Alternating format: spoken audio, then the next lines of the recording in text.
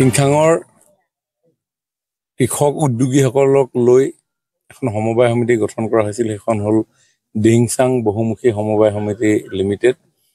আৰু এই সমবায় সমিতিখনে যোৱা 3 বছৰৰ পৰা কৃষকসকলক আলু খেতি কৰিবৰ কাৰণে উৎসাহিত কৰি আহিছে। আৰু তাৰে ফলশ্ৰুতিত যথেষ্ট কৃষক আলু খেতিটোৰ লগত জড়িত হ'বলৈ ওলাই অহা পৰিলক্ষিত হৈছে। আৰু এই বছৰো এই খেতি কৰিবৰ কাৰণে যা যোগাৰ কৰিছে।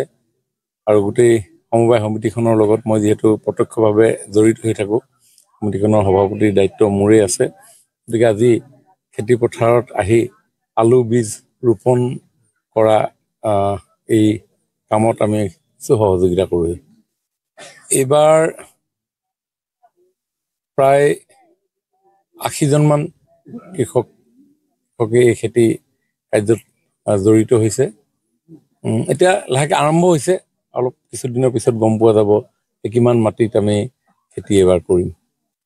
যথেষ্ট পৰিমাণৰে আলু যোৱা 2 বছৰত খেতি কৰি কৃষকসকল লাভান্বিত হ'বলৈ সক্ষম হৈছে। বিশেষভাৱে আমাৰ ইয়াৰ পৰা যিসমূহ আলু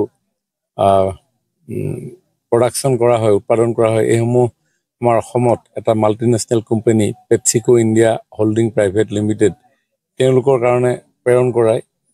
আৰু ৰেডি টু কেছ, গতিকে ইয়াতে বজাৰৰ কাৰণে কোনো অসুবিধা নহয়। উৎপাদন কৰিলেই খেতিয়কে এখন নিশ্চিত বজাৰ পাবলৈ সক্ষম হয়। গতিকে খেতিয়কসকল সেই দিশৰ পৰা তেওঁলোক সুৰক্ষিত। কিন্তু খেতিখিনি কৰোঁতে উজনি অসমত এনেকুৱা ধৰণৰ খেতি পূৰ্বতে বহুত বেছি নকৰে, কিন্তু এতিয়া লাহে লাহে কৰা আৰম্ভ কৰিছে। গতিকে তাৰ যিখিনি যা যতন ল'ব লাগে, সেই যা যতনখিনি আৰু বেছি অধিক আয়ত্ব কৰিলে অধিক লাভ হ'ব বুলি মই আশা কৰোঁ। হয়, মই এইবছৰে 2য় বৰ্ষত মই এবাৰ খেতি কৰিছোঁ। এইবাৰ প্ৰায় মই 41 বিঘা কৰিছোঁ। যোৱা বছৰ মই 20 বিঘা কৰিছিলোঁ। এইবছৰ 41 বিঘা কৰিছোঁ। যোৱা বছৰ প্ৰায় এভাৰেজ 25 কুইণ্টেল পাৰ বিঘাত আমি উৎপাদন কৰিছিলোঁ। যোৱাবাৰ অলপ প্ৰথম হিচাপে অলপ টেকনিকেলি কিছুমান আমি আয়ত্ব কৰিবলৈ অসুবিধা হৈছিলে।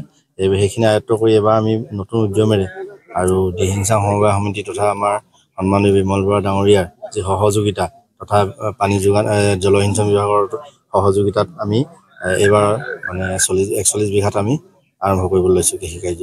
প্ৰায় 3 মাহ পৰা 100 দিনৰ ভিতৰত ইয়াৰ প্ৰডাকশ্যন হয় আৰু ইয়াৰ বিক্ৰী আমি কৰি মূল্য লাভ কৰিব পাৰোঁ। আৰু ইয়াত এটা সুবিধা আছে কি পেপচিকো ইণ্ডিয়াত আমাৰ মাৰ্কেটখন ফিক্স মাৰ্কেট আছে। আমি ক'ত মাৰ্কেটত বিচাৰি মাৰ্কেট যাব নালাগে। আৰু আমি খেতি প্ৰডাকশ্যন হোৱাৰ পিছতে যিখিনি প্ৰডাক্ট হ'ব, আমাৰ কোৱালিটি যিখিনি প্ৰডাক্ট তেওঁলোকৰ যিজনে মান নিৰূপণ কৰে, সেই মান নিৰূপণত আমাৰ প্ৰডাক্টটো যদি পৰিবই, তো সেই প্ৰডাক্ট আমাক তেওঁলোকে আমাৰ বাৰীৰ পৰাই, আমাৰ খেতি পথাৰৰ পৰাই। আসাম টক্স, আপোচবিহীন অসম কণ্ঠ।